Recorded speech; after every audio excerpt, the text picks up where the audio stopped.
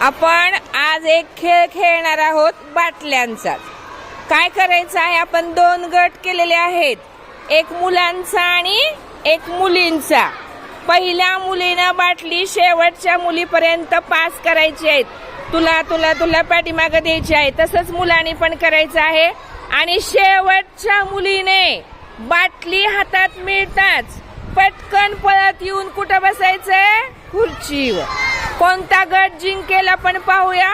चला सुरू करूया। 1 2 3 स्टार्ट। चला पट पट पट पट पट पट।